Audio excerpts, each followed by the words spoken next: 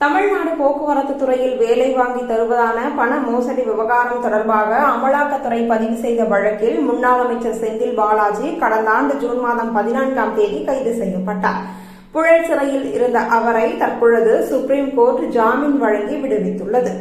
இந்த வழக்கில் செந்தில் பாலாஜியின் சார்பில் வக்கீல் ராம் சங்கர் தாக்கல் செய்த ஜாமீன் மேல்முறையீட்டு மனுவை சுப்ரீம் கோர்ட் நீதிபதிகள் அபய் எஸ் ஓஹா, ஏஜி மாசி ஆகியோர் அடங்கிய அமர்வு விசாரித்து கடந்த ஆண்டு ஆகஸ்ட் மாதம் 20ஆம் தேதி அனைத்து தரப்பின் வாதங்களையும் பதிவு செய்து தீர்ப்பை குறிப்பிடாமல் ஒத்திவைத்தனர். இந்த நிலையில் செந்தில் பாலாஜியின் ஜாமீன் மனு மீதான தீர்ப்பு இன்று அளிக்கப்பட்டுள்ளது. அதன்படி செந்தில் பாலாஜிக்கு நிபந்தனை ஜாமீன் வழங்கி சுப்ரீம் கோர்ட் தீர்ப்பளித்துள்ளது. நீதிபதிகள் அபய் எஸ் ஓஹா, அகஸ்டின் ஜார்ஜ் அமர்வு இந்த தீர்ப்பினை வழங்கியுள்ளனர்.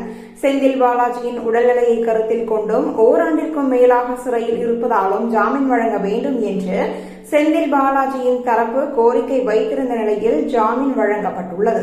சுப்ரீம் கோர்ட் தீர்ப்பிற்கு பிறகு செந்தில் பாலாஜி தரப்பு வக்கீல் NR இளங்கோ நிருபர்களிடம் கூறும்பொழுது, திங்கள் மற்றும் வெள்ளிக்கிழமை என வாரத்திற்கு 2 நாட்கள் அமலாக்கத்துறை அலுவலகத்தில் ஆஜராகி கையெழுத்திட வேண்டும்.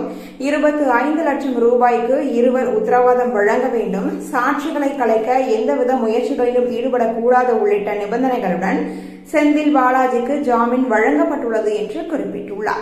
தற்பொழுது ஏதேனும் தடை விதிக்கப்பட்டுள்ளதா என்று நிருபர்கள் கேட்டதற்கு அமைச்சராக பொறுப்பேற்க எந்தவித தடையும் விதிக்கவில்லை என்று அவர் கூறியுள்ளார்.